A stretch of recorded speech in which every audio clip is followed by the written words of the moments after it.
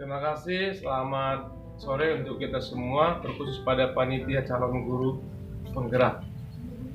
Sekarang saya masuk pada refleksi terbimbing LNS bagian 1-2A6. Yang pertama, apa saja nilai dari diri saya di saat dimulai dari diri? Saya masih memiliki nilai idealisme, kemudian do my best, prinsip do my best, lalu tingkat kepercayaan diri. Lalu yang kedua, apa perasaan saya? Apa yang saya rasakan setelah mempelajari, setelah mengetahui nilai dari guru penggerak? Saya merasa saya banyak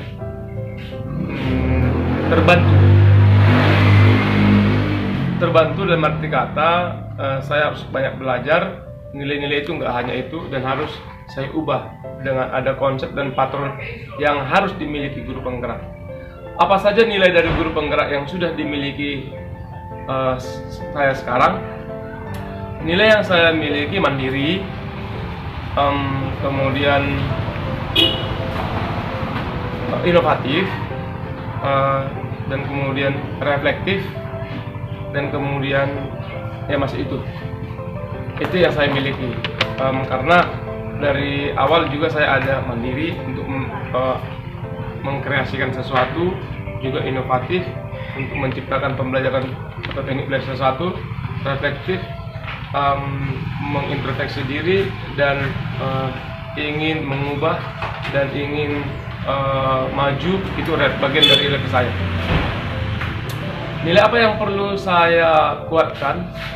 Yang belum saya miliki atau menjadi kekurangan saya adalah berpusat pada siswa, lalu kolaborasi. Saya akui untuk berpusat pada siswa harus banyak belajar, karena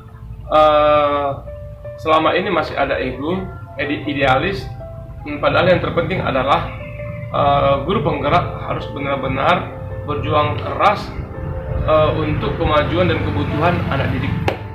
Anak didik perlu benar-benar dikembangkan dari banyak aspek, karena mereka berlatar belakang dari berbeda kebutuhan, lingkungan, dan juga bakat dan lainnya. Apa yang saya rasakan setelah mengetahui peran dari seorang guru penggerak? Saya bahagia.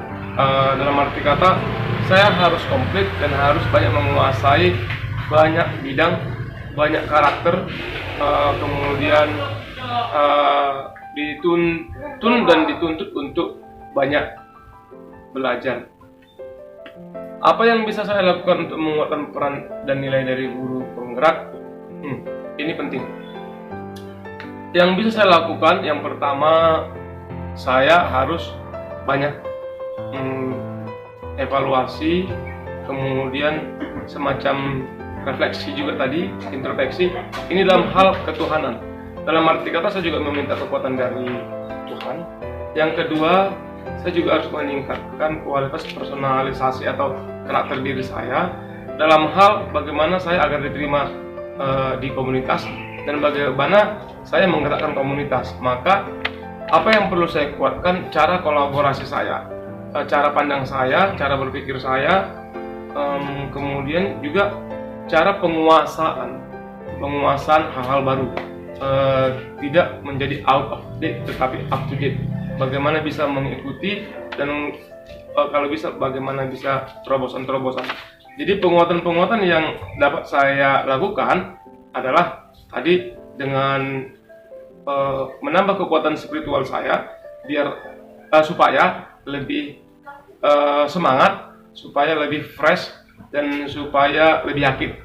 Kemudian membentuk kolaboratif, atau bagaimana agar diterima dan bisa menerima dalam suatu komunitas. Yang terakhirnya selalu up to date, belajar lebih banyak dan belajar lebih baik. Apa yang akan menghambat peran atau nilai guru penggerak? Yang menghambat itu apabila saya tidak bisa mengatur komitmen saya, tidak bisa konsisten dengan komitmen saya. Dalam arti kata, ada manajemen waktu, kemudian ada manajemen diri. Jika saya teledor atau merasa puas dengan itu bagian yang menghambat. Jadi yang menghambat itu adalah diri saya sendiri, konsistensi ataupun komitmen. Kalau ini tidak saya pegang teguh, maka itu yang menghambat. Karena perubahan itu dimulai dari tekad, konsistensi, komitmen, dan juga daya juang. Apabila saya kendor sedikit, maka saya merasa itu yang menjadi penghambat.